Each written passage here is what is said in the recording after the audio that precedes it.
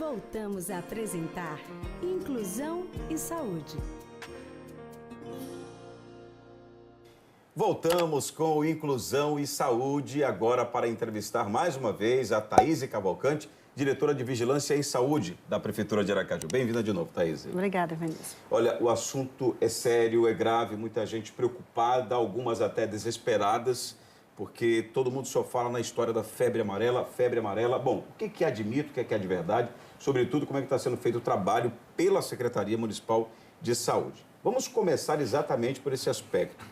O que há de fato em relação ao surto aqui para o nosso estado e, sobretudo, em relação a Aracaju?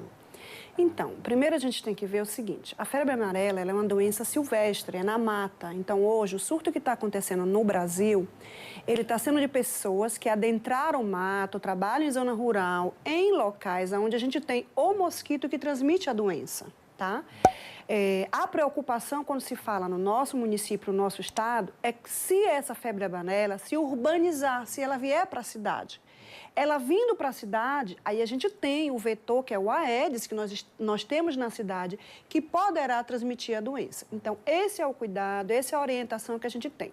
Mas, neste momento, no Brasil, desde 1942, que a gente não tem transmissão de febre amarela dentro das cidades, que a gente chama febre amarela urbanizada. Então, desde 1942, mais de 50 anos que a gente não tem essa transmissão. Então, agora nós estamos vendo, claro, com todas as condições de adentrar a mata, o próprio homem adentra a mata, tira o espaço, o hábitat natural desses insetos e eles têm que vir para outro local, né, para se adequar, se adaptar. Então, o perigo e o receio nosso é isso, é que ela vire urbanizada e que a gente tenha transmissão dessa doença nas cidades, não só no nosso estado, mas no Brasil como um todo, porque a gente sabe que nós temos o Aedes em todas as cidades. Nós já tivemos as constatações em estados como a Bahia, em alguns municípios, a princípio 8, inclusive Salvador, essa é a preocupação, inclusive, para o que a gente vai estar abordando também agora. Onde mais que a gente já teve registro, Thaís?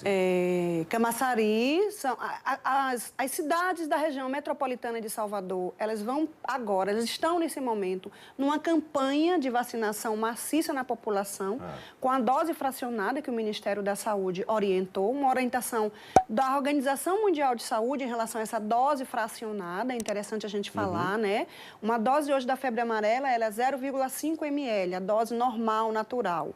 A dose fracionada foi visto por estudos que 0,1 ml dessa vacina, ela faz uma proteção na população, uma proteção que ela não é duradoura, hoje fala-se em 8 anos, enquanto que a dose normal de 0,5, ela dura hoje para a vida toda. Certo. Essa vacina é uma vacina bem antiga, é a mesma vacina, ela não teve mudança, a mesma cepa, o mesmo vírus.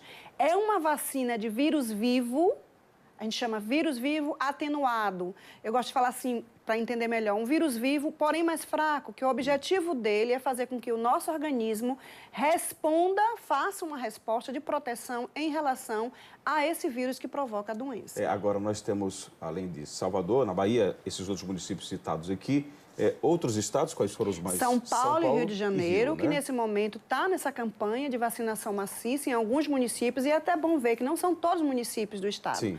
A febre amarela, ela é silvestre ainda, são aqueles que têm mata, são aqueles que têm floresta, são aqueles que têm zona rural, onde as pessoas vacinam, onde as pessoas estão entrando e está tendo casos que a gente chama epizootia, que são macacos que foram encontrados mortos e quando foi feita a avaliação sanguínea, viu que era de febre amarela. Inclusive, nós tivemos registro nas imediações de Paulo Afonso, para quem não está muito acostumado daquela localização, de Paulo Afonso vem para lá, para Piranhas, depois chega a Canidé é Sergipe. Então, Canidé de São Francisco hoje já tem uma preocupação maior. Isso, é uma recomendação pelo Ministério da Saúde, o que foi visto. Ele foi feita uma avaliação histórica dos municípios onde tivemos casos ou humano ou epizootias, que são animais que adoecem, né? Morte por animais que adoeceram dessas doenças.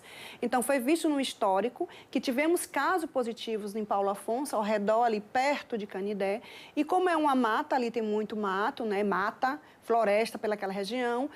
Em Sergipe, hoje, existe a recomendação do município de Canidé para que quem vá visitar de passeio, de férias, ou os moradores sejam vacinados também de febre amarela. Inclusive carnaval. Agora estamos há basicamente uma semana do carnaval e se você vai passar o carnaval, por exemplo, em Canindé, tem que se vacinar com relação à febre amarela, independente de qual município você esteja. Agora, tem gente que vai brincar o carnaval em Salvador, o que é, né, característico, é uma cidade que atrai a muita gente, sobretudo aos aracajuanos. Aí eu lhe pergunto, neste caso, porque tem pessoas diversas correndo para as unidades de saúde, a gente vê a todo instante, chega, vou me vacinar, mas peraí, se você não tem essa necessidade, corre para o posto por precaução.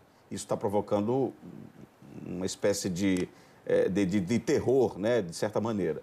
Então, como é que o município de Aracaju, por exemplo, está procedendo para essas pessoas, sobretudo, que vão passar o carnaval ou em Canindé, ou nesse caso, em Salvador, ou em outra cidade que tenha o surto? Então, é importante a gente deixar claro o que acontece. Nós precisamos realmente garantir a esse viajante, ele precisa tomar essa dose de vacina para ele ter a proteção. E essa dose de vacina, no mínimo, ele tem que tomar com 10 dias antes dessa viagem, que aí a gente tem a certeza que o organismo dele produziu os anticorpos para proteger se tiver contato. Então, o que acontece? Precisa comprovar através da passagem, da estada no hotel, né, do comprovante. Quem for ficar em hotel. Quem for ficar em hotel, reserva que vai de carro, né, e fez reserva, ou quem vai de carro e vai para casa de familiar, ou casa de amigos, ou apartamento. O que é que está solicitando nessas filas? Que leve um comprovante de uma dessas condições, né? Um comprovante de água, de luz, um comprovante daquele local que ele vai ficar em Salvador, principalmente Salvador, que a nossa população vai muito para Salvador no Carnaval, para que a gente garanta realmente a vacinação dessa pessoa e ele esteja protegido. É bom lembrar, em Salvador também, a gente não tem a transmissão da febre amarela, mas ela entrou como município para fazer essa vacinação, como outros estados outros municípios do estado da Bahia, por causa dessa condição de ter tido epizootias, de ter tido macacos que foram encontrados mortos e que na avaliação teve a febre amarela, né? Agora, vamos explicar, porque embora seja uma doença tão antiga, mas a gente, se ficar atento, a gente está tendo registros de doenças antigas, né, e algo de chamar a atenção. Por exemplo, a gente já abordou com a própria Thaís aqui o caso, né, do tétano, né, que nós tivemos dois casos, inclusive um, infelizmente, com morte, que foi aquela figura emblemática que a gente trouxe aqui no programa, infelizmente com registro da morte dele. Mas tem outros e outros casos, acho que até da malária, né? Malária já é uma coisa que já vem se relacionando há bastante tempo, mas a gente está tendo esses registros. Aí eu lhe pergunto, quais são os impactos de uma pessoa que, de repente, foi detectada com a febre amarela? Então, a febre amarela é uma doença grave, tá? Ela pode vir apresentar com algumas características, ela vem leve, moderada, grave e tem uma classificação chamada maligna, né? A gente sabe que de 20 a 50% de pessoas que têm febre amarela, ela pode desenvolver essa forma grave. E também, de 20 a 50% pode ir a óbito. Então, ela é muito séria. Ela afeta muito o sistema, o renal do paciente, né? Então, ela pode ter morte dos órgãos. Então, assim, é uma doença que precisa de um cuidado. Em algum momento, no início, você vê febre, dor no corpo, você pode até fazer a diferença com gripe, com a própria dengue, né? Febre, dor do corpo, uma dor de cabeça intensa atrás dos olhos, que é uma característica que a dengue tem, né? A dor rectoorbital, que é atrás dos olhos. Então, a dor de cabeça. O que é que a febre amarela ela pode apresentar? Por isso, até o nome, febre amarela. A icterícia. Então, assim, aquela cor amarelada que a gente fica no organismo, né? Que as pessoas ficam quando tem, por isso o nome febre amarela, que daí a gente está vendo que está afetando o fígado, o rim, né? Pode diminuir a diurese, a urina, a pessoa urina pouco, é uma complicação, tá? Vômitos, náuseas e dor no corpo. Então, esses são os sintomas iniciais da febre amarela, que ela pode, enquanto leve ou moderada, ela pode passar 2, 3 dias, essa febre, esses sintomas, eles amenizam, porém, no 3º, 4º, 5º dia, se ela vir na forma mais grave ou maligna, ela piora toda a situação, esse paciente precisa voltar urgentemente para a unidade, para um hospital, para ser avaliado, porque são pacientes que muitas vezes vão para a UTI, precisam de UTI para realmente se recuperar. Quando a gente falou sobre você viajar e só precisam ser vacinadas as pessoas que de fato vão para outros estados e que estão, né, passando por esse momento do surto, a Thaís Cavalcante já explicou isso aqui, mas a preocupação de algumas pessoas que dizem, que nada, eu vou pular o carnaval em Salvador, vou para Canindé, vou para qualquer local e não vou me preocupar com isso. Pego meu carro, vou e não tenho que dar satisfação para ninguém. O risco é o retorno. Isso. Se essa pessoa estiver contaminada, ocorre aquilo que a senhora falou agora há pouco, a questão do mosquito do Aedes. Do Aedes, isso. Então, todas essas doenças, a gente tem toda uma questão de proteção para a pessoa que está indo, para que ela não adoeça, e também para quando ela voltar, né? Qual é a nossa preocupação? Que qualquer uma dessas, a gente vai estar um período agora de carnaval, nós temos febre amarela, mas a gente está muito mais perto da dengue, zika e chikungunya, né?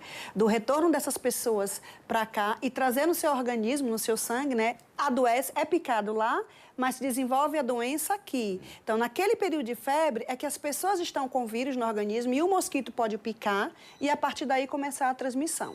Então, a gente precisa ter todo esse cuidado realmente no retorno. A gente orienta, enquanto prevenção, o uso de repelentes, que são doenças que são transmitidas por picada de mosquito. Então, vamos usar os repelentes também, para que também evite você ser picado por qualquer um desses mosquitos e você venha com a doença. E quando chegar aqui, se apresentar esses sinais e sintomas, a gente precisa ter todo um cuidado de ir na unidade básica, no seu médico, para poder ser avaliado.